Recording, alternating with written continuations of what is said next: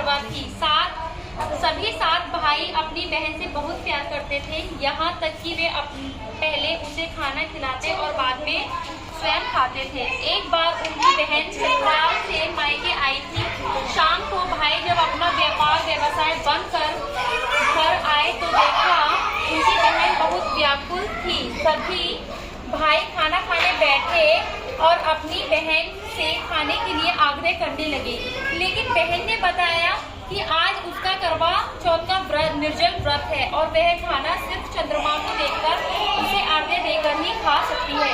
क्योंकि चंद्रमा अभी तक नहीं निकला है, इसलिए वह भूख प्यास से व्याकुल हो चुकी है।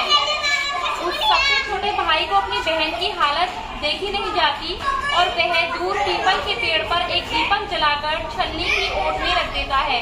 दूर से देखने पर वह ऐसा प्रतीत होता है कि जैसे चतुर्थी का चांद उदित हो रहा हो। इसके बाद अब भाई अपनी बहन को बताता है कि चांद निकल आया है, तुम उसे आरती देने के बाद भोजन कर सकती हो। बहन खुशी के मारे सीढ़ियों पर चढ़कर चांद को देखती है, उसे अर्घ देकर खाना खाने बैठ जाती है। वह पहला टुकड़ा मुंह में डालती है तो उससे छींक आ जाती है, दूसरा टुकड़ा मुंह में डालती है तो उसमें बाल निकल आता है और जैसे ही तीसरा टुकड़ा मुंह में डालने की कोशिश करती है तो उसके पति की मृत्यु का समाचार उसे मिलता है। वह बौखला जाती है। उसकी भाभी उसे सच्चाई से अवगत कराती है कि उसके साथ ऐसा क्यों हुआ। करवा चौथ का व्रत गलत तरीके से टूटने के कारण देवता उससे नाराज हो गए हैं और उन्होंने ऐसा किया है। सच्चाई जानने के बाद करवा निश्चय करती है कि वह अपने पति का अंतिम संस्कार नहीं करने देगी और अपने सतीत्व से उन्हें पुनर्जीवन दिलाकर रहेगी। वह पूरे 1 साल तक अपने पति के सबके पास बैठी रहती है, उसकी देखभाल करती है, उसके ऊपर उगने वाली सुई नुमा घास को वह एकत्रित करती जाती है। 1 साल बाद फिर वह करवा चौथ का दिन आता है। उसकी सभी भाभियां करवा चौथ का व्रत रखती हैं। जब भाभियां उसके आशीर्वाद लेने आती हैं तो प्रत्येक भाभी से ले लो, मुझे भी अपने जैसी सुहागन बना दो, ऐसा आग्रह करती है।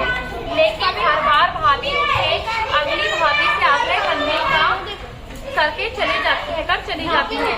इस प्रकार जब छठे नंबर की भाभी आती है तो करवा उससे भी यह बात दोहरा देती है।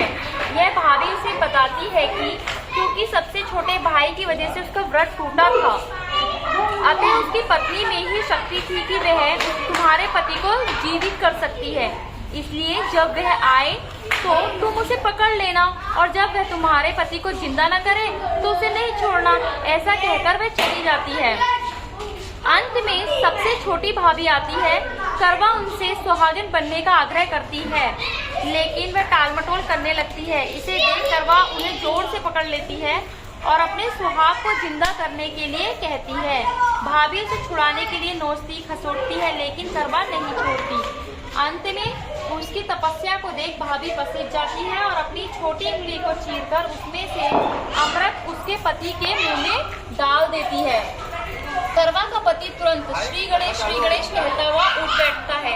इस प्रकार प्रभु कृपा से उसकी छोटी भाभी के माध्यम से करवा को उसका सुहाग वापस मिल जाता है।